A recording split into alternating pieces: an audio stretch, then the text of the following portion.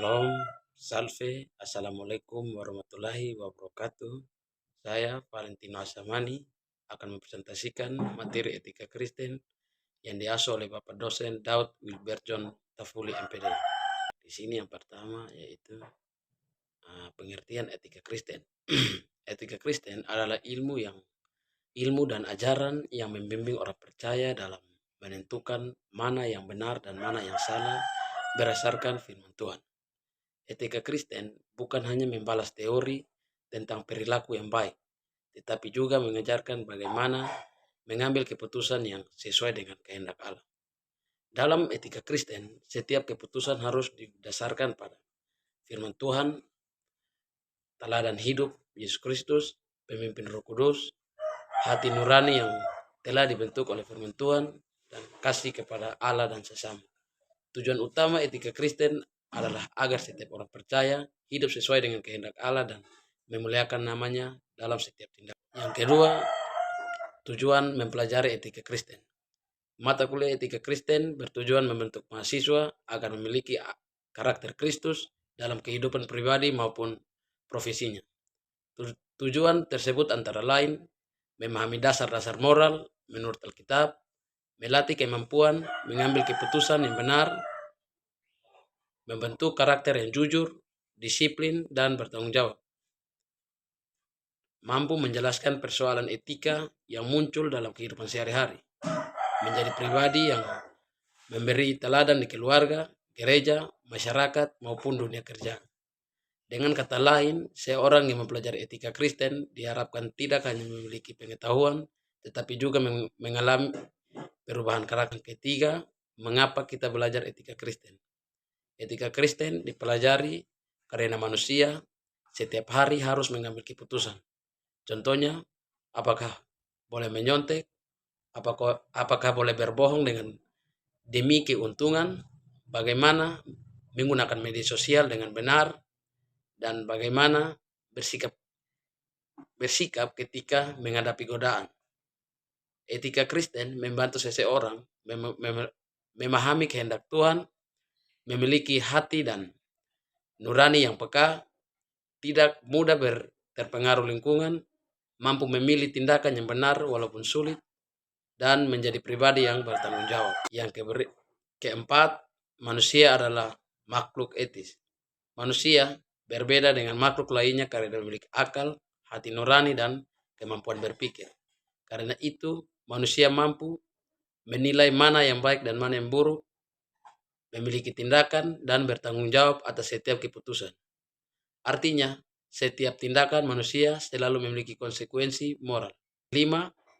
Apa itu keputusan etis?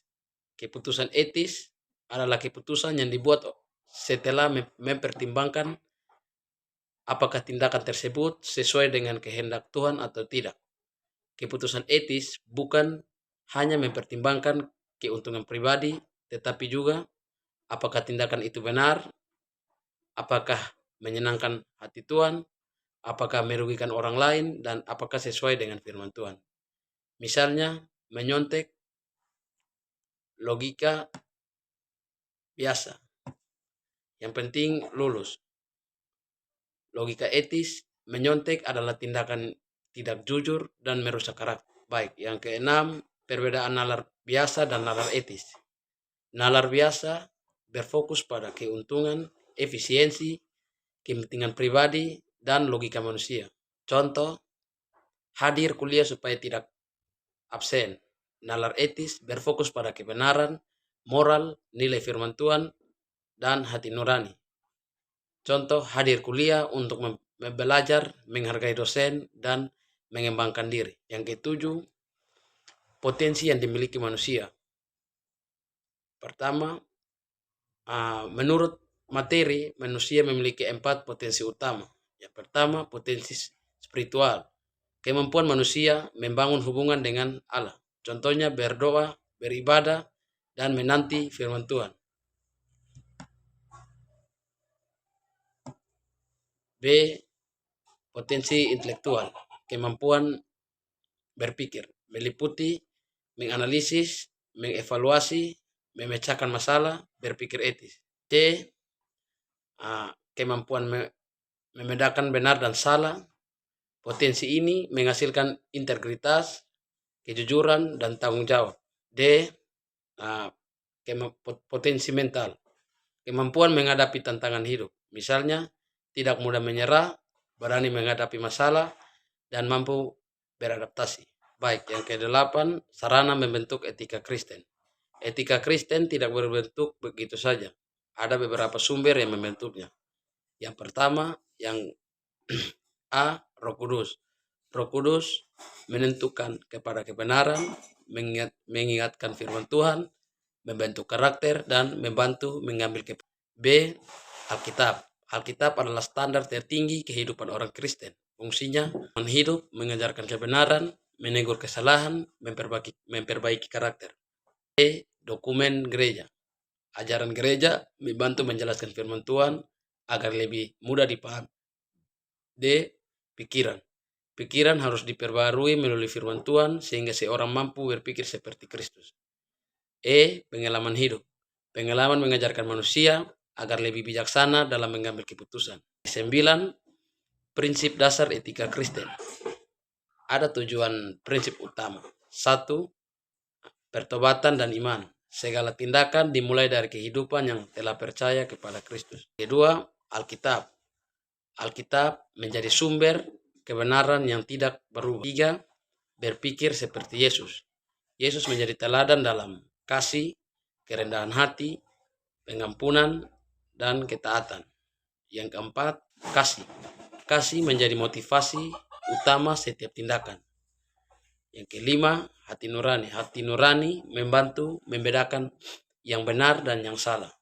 Keenam, gereja. Gereja menjadi tempat pembinaan iman dan karakter. Yang ketujuh, konteks sosial. Keputusan etis juga mempertimbangkan kondisi masyarakat tanpa meninggalkan kebenaran firman Tuhan. Baik, di sini yang ke-10, analisis dan pertimbangan etis. Sebelum mengambil keputusan, orang Kristen harus bertanya, siapa yang mengambil keputusan? Apakah sebagai anak, orang tua, guru, mahasiswa, dan pemimpin? Apa tindakan yang dilakukan? Pastikan tindakan itu sudah sesuai dengan firman Tuhan. Apa akibatnya? Pertimbangkan dampaknya bagi diri sendiri, keluarga, gereja, dan masyarakat. Apakah ada pilihan lain? Jangan terburu-buru mengambil keputusan. Apa tujuan tindakan tersebut? Motivasi harus benar demi kepentingan pribadi. Bagaimana kondisi sosialnya? Perhatikan budaya, hukum, dan keadaan masyarakat tanpa mengorbankan nilai-nilai Alkitab. Baik, yang ke-11, keputusan etis. Keputusan etis memiliki 4 ciri. Pertimbangan. Yang pertama, pertimbangan. Menimbang berdasarkan firman Tuhan. Yang kedua, pilihan. Memilih tindakan yang benar. Yang ketiga, keputusan. Berani mengambil keputusan walaupun sulit. Yang kelima, dampak. Memikirkan akibat keputusan bagi semua pihak. Baik, di sini yang ke-12, contoh dilema etika Kristen. Materi membiarkan beberapa contoh kasus seperti janin mengalami cacat berat, melanjutkan atau menggugurkan kehamilan, petugas Kristen yang harus menjalankan hukuman mati, memilih menggunakan tabungan untuk membeli rumah atau membiayai operasi orang tua, ajakan melakukan tindakan yang melanggar moral, godaan membuat konten media sosial yang populer tapi bertentangan dengan iman. Semua kasus tersebut menunjukkan bahwa keputusan etis seringkali tidak mudah. Karena itu, orang Kristen perlu mempertimbangkan firman Tuhan, kasih, hati nurani, dan dampaknya bagi orang. Baik, yang ke-13, perbedaan etika Kristen dan etika umum. Etika Kristen berpusat kepada Allah atau teosintris. Etika umum berpusat kepada manusia atau antroposentris. Etika Kristen berdasarkan Alkitab dan kehendak Allah. Etika umum berdasarkan budaya, pendapat, mayoritas, atau kepentingan manusia. Etika Kristen, kebenaran bersifat mutlak karena berasal dari Allah.